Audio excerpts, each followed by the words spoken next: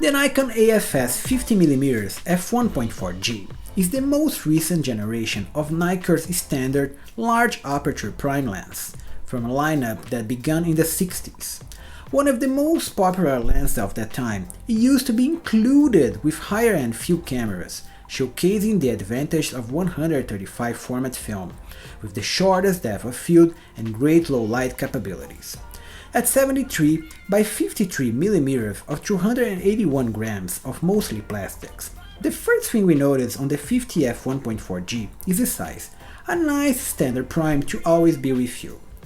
Also lighter than its peers from Canon, and don't even get me started on Sigma's art, Nikon's f1.4G lineup actually takes size and weight into consideration, making for the easiest lens to work with.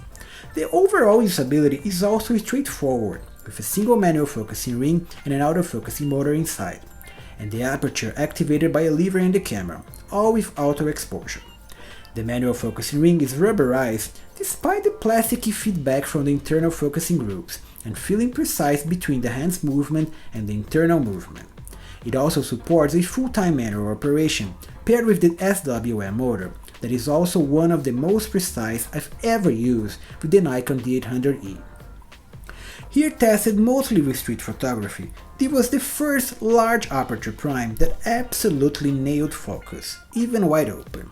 My previous experience with Canon's f1.4 USM or f1.2L were a mixed bag with the Canon EOS 5D Mark II, but this AFS 50 f1.4G paired to the D800E was simply perfect, all for flawless files time after time.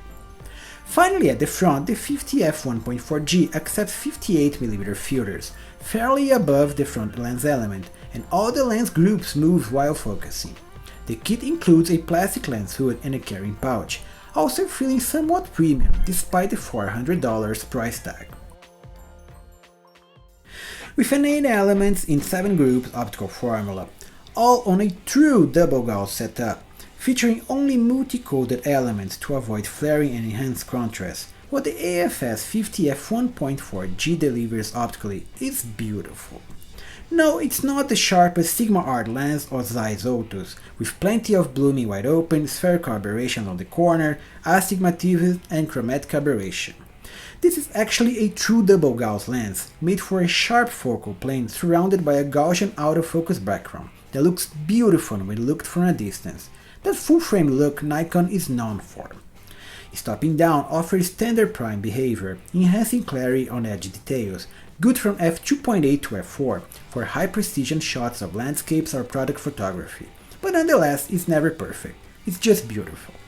Lateral chromatic aberration are also invisible due to the Gaussian formula, despite some extra issues on the bokeh that are all easy to fix in post.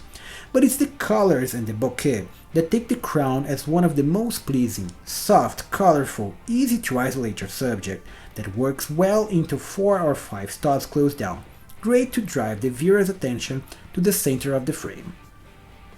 So this is the performance you expect from a prime, here easily delivered by Nikon. It's a tool to really extract the best of your full-frame camera, with ease of use and perfect autofocus. But the images are remarkable for this price point, not for its sharpness, but for its appearance overall that makes an easy purchasing decision. Other brands like to call themselves artists, but this actually delivers prettier shots. Just add it on your kit and nice shooting.